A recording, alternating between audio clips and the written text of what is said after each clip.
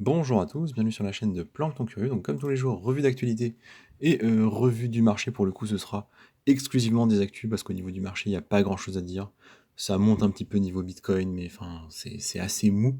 Donc on va juste se faire des actus. On commence par du coup le Parlement britannique qui a approuvé du coup un projet de loi sur les cryptos, donc qui est dans les tuyaux depuis un moment. Là, il est passé à l'étape numéro 2, du coup. C'est la Chambre des Lords qui aurait validé un certain nombre de choses. Alors, initialement, c'est un projet qui est basé sur les stablecoins, mais petit à petit, ils ont ajouté des éléments pour différents acteurs de l'écosystème crypto. Donc voilà, on n'a pas plus de détails dans les petites lignes sur concrètement qu'est-ce qui va être régulé et comment. Mais il faut savoir que c'est dans les tuyaux, c'est en train d'arriver.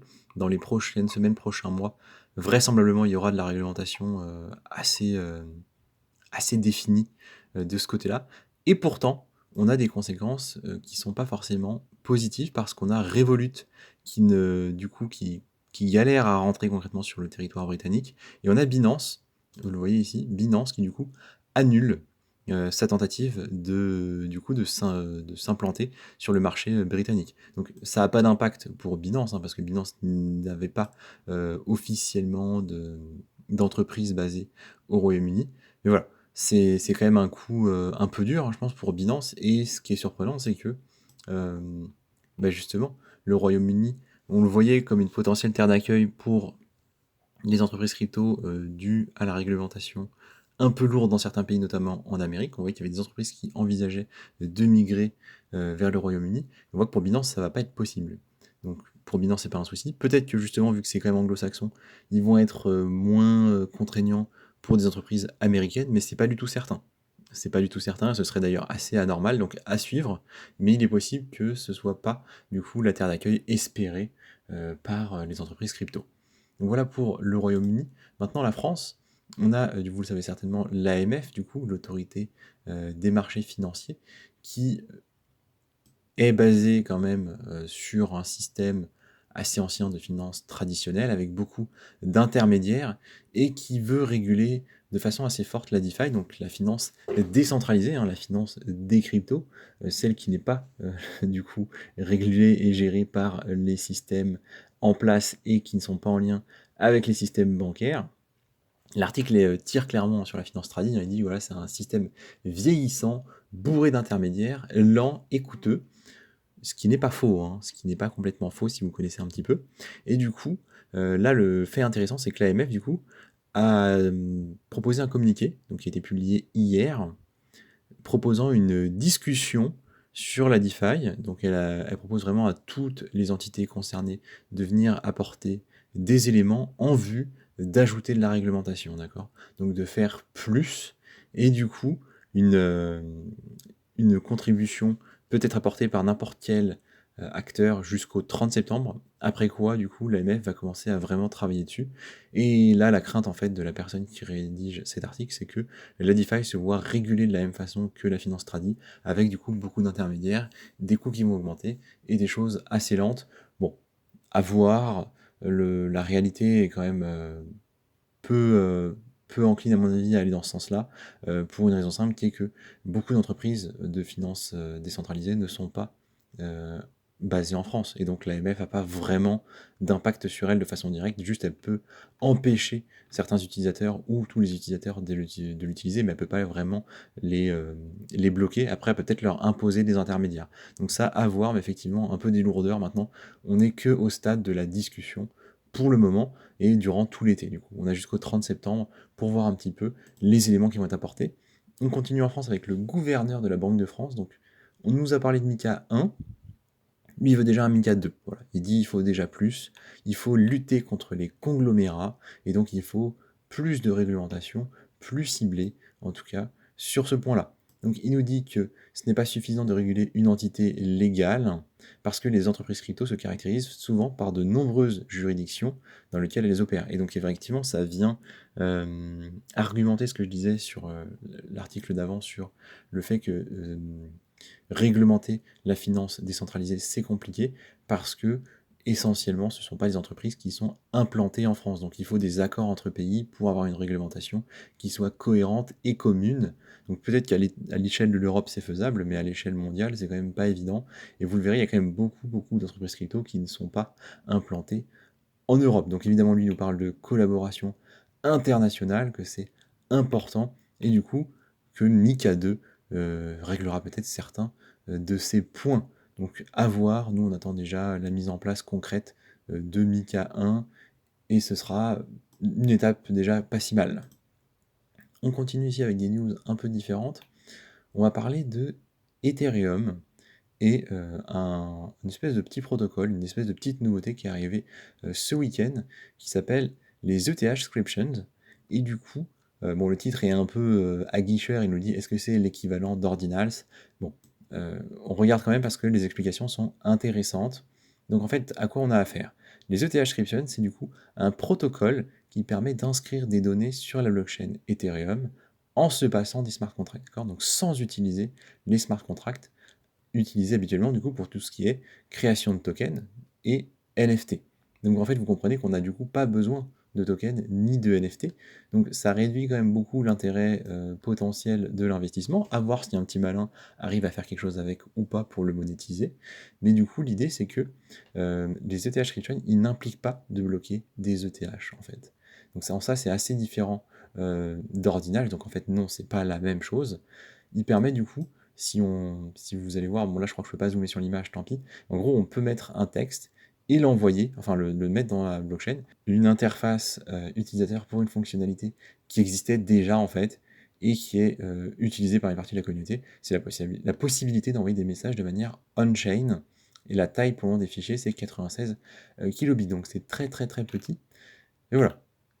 C'est quand même intéressant, c'est par contre assez limité pour le moment, mais ça permet de faire des interactions qui sont totalement décentralisées, ce qui est pas du tout négligeable en fait, ce qui est une vraie fonctionnalité utile et intéressante.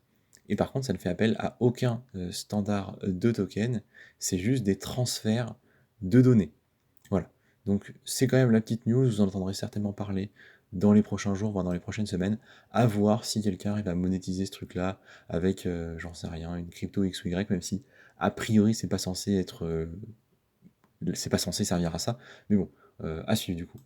Au niveau de Ripple, alors l'article titre l'affaire s'achève, mais la lutte pour la clarté réglementaire continue. Alors, tout ça fait suite aux documents Inman dont on a parlé, qui ont pas mal déçu Monsieur Brad Garlinghouse, qui du coup continue à critiquer la SEC sur sa façon de faire et une espèce de mauvaise foi. Moi, ce que je comprends pas, en fait, c'est qu'on ne nous a pas donné de réponse. On nous a pas dit est-ce que c'est une securities ou pas. Et donc, à partir de ce moment-là, moi, j'ai pas l'impression que la lutte, elle est vraiment terminée. Donc voilà, vous allez peut-être voir passer ce genre d'infos, mais je trouve ça pas du tout satisfaisant en termes d'information, parce que moi, je veux un oui ou un non. Je veux pas un espèce de peut-être un peu mou, on sait pas ce qui se passe. Donc voilà, je ne suis pas satisfait de la réponse que je vois ici. Par contre, sur XRP, point intéressant, euh, on a un lien maintenant entre XRP et EVM, ou un lien en construction, de par une autre blockchain qui s'appelle Root, le Root Network du coup, qui est, alors ils appellent ça une blockchain avancée, sur le Substrate en fait. Donc Substrate en fait, il faut comprendre que c'est sur Polkadot. Et donc Polkadot, on en a déjà parlé sur la chaîne, ça permet l'interopérabilité et du coup l'accès à EVM. Et donc XRP va être en lien avec EVM via en fait Polkadot et notamment la blockchain Root. Donc c'est le blockchain Root qui va utiliser du coup XRP comme jeton de gaz, hein, donc pour les frais, et aussi pour récompenser le stacking. Donc c'est assez intéressant et ça permet de vraiment développer les possibilités d'XRP. Donc plutôt du lourd pour le coup. Si ça marche et si ça s'implémente bien, c'est très intéressant et c'est aussi très bon pour Polkadot. Vous voyez, si on comprend que XRP va avoir besoin de Polkadot pour travailler avec ETH, ça veut dire que Polkadot vraisemblablement ça va rester dans la course assez longtemps. Donc des choses intéressantes de ce côté-là. Maintenant, on va parler de Wire. C'était une société qui existait depuis longtemps, une société qui existe depuis 2013, qui faisait notamment des transactions en fiat crypto. Donc c'est vraiment une société importante dans le monde crypto qui doit fermer du coup ses portes, notamment dû à la réglementation de la SEC, mais aussi au fait que globalement les conditions de marché sont très mauvaises et que du coup elle doit fermer ses portes. Donc retrait des cryptos disponible jusqu'au 14 juillet. Si à tout hasard vous aviez un compte chez eux, ce qui est peu vraisemblable, mais voilà, au cas où, je vous passe l'information, c'est jusqu'au 14 juillet, donc vous avez moins d'un mois pour retirer, et après, ça va être fini. Donc, l'air de rien, c'est quand même plutôt des mauvaises nouvelles hein, qu'on a pour les écosystèmes crypto. Mais on va rebondir avec Hong Kong, et donc toujours en tête notre petite thématique du potentiel bull run asiatique, et on voit que sur un an, Hong Kong a accueilli plus de 150 entreprises dans son cyberport. Donc le cyberport, c'est un espèce de laboratoire, un incubateur pour les startups et pour les entreprises, donc notamment là pour les entreprises Web3 et crypto. Et donc, ils ont accueilli plus de 150 sociétés. C'est pas non plus phénoménal, hein, loin de là. Mais accueillir, il faut comprendre que c'est pas une création. En fait, ce qu'il faut comprendre quand on nous dit on accueille, c'est que c'est des entreprises qui viennent de l'étranger et qui cherchent un lieu d'attache. Et donc, 150 entreprises qui viennent de l'étranger pour Hong Kong, sachant que la réglementation était encore plutôt restrictive, que c'était pas du tout ouvert, c'est très très positif. J'ai très très envie de voir ce qui va se passer dans un an maintenant que, eh bien, officiellement, on commence à ouvrir les portes aux crypto. Il est vraisemblable hein, que Hong Kong devienne du coup un hub crypto assez solide si la tendance se poursuit avec du coup de la réglementation très forte en Europe, en Occident et encore plus de fermeté du coup aux États-Unis, alors que là, du coup, à Hong Kong, la réglementation est déjà en place et au contraire, on est sur une tendance plus ouverte qui va permettre l'attrait de certains projets. Voilà, ça c'était quand même très bien, c'est la petite news qui fait plaisir. Et moi finir sur un token que je trouvais, que je suivais de loin par curiosité sur Twitter, c'est le dollar Bob. Donc évidemment, on est dans des tokens à très faible capitalisation, avec des tokenomiques un peu flous, avec des informations qui de manière sont assez floues, qui étaient mis en avant par certains influenceurs et autres. Mais il y avait quand même une fonctionnalité intéressante. C'était un bot, concrètement on posait une question à Bob sur Twitter et il répondait, et il était basé sur le modèle avancé du coup de GPT-4. Donc ça c'est bien, dans le sens où ça donne des idées de fonctionnalités vraiment pertinentes, et donc ça lui permettait de comprendre et d'élaborer des réponses aux questions qui étaient posées, comme je le disais. Donc au niveau des fonctionnalités, c'est intéressant. Bon, malheureusement, il s'est fait complètement tirer dessus, hein. Il fallait s'y attendre un petit peu aussi, parce que le fonctionnement était exclusivement sur Twitter. Et donc on a différentes étapes, hein. On a par exemple Elon Musk qui le 19 avril tweet I love Bob, qui manifestement a entraîné, donc on voit hein, ici le 19 avril, a entraîné plutôt une hausse sur le mois qui a suivi. Du coup, on est à 5000%. Et derrière, bah, ça a complètement glissé, évidemment, il y a des prises de profit, etc. Mais surtout, c'est là que vous voyez le problème en fait de certains projets suivis comme ça par notamment des grandes personnalités comme Elon Musk, c'est que voilà, il y a quelques jours, il a tweeté Elon Musk pour dire que bah c'était pas bon, que concrètement c'était un potentiel scam, avec en plus une fermeture du contenu, c'est-à-dire que ils ont bloqué le compte Twitter qui permet de faire fonctionner le bot, et du coup, bah, le projet est plus ou moins mort, quoi. Et vous aurez compris que il faut faire attention avec ce genre de projet. Moi, je ne les mets pas en avant, mais faites toujours très très gaffe à ça. Sachez que quand vous mettez les pieds là-dedans, globalement, ça peut se fermer à tout moment. Voilà, c'était le petit warning, avec un bon exemple ici, d'un projet qui n'est pas complètement nul. C'est-à-dire, c'est pas juste un shitcoin débile, il y avait quand même une vraie fonctionnalité derrière, avec potentiellement un but pédagogique. Et pourtant, voilà, ça s'est très très mal passé, donc il faut le savoir. Il y a évidemment des gens qui ont fait beaucoup d'argent avec, mais il y en a aussi, évidemment, énormément, hein, tous ceux qui sont dans cette phase-là, bah, qui ont servi d'exit liquidité pour ceux qui ont acheté là, hein, concrètement. Donc eux ont acheté, ceux qui ont acheté là, eh bien, qui n'ont pas vendu ici, ils ont servi tout simplement de liquidité pour ceux qui sont rentrés là, c'est-à-dire pour que eux prennent des profits. Et donc tous ceux qui ont acheté dans cette période-là, quasiment, sont en perte hein, depuis le 8 mai, hein, depuis un mois et demi.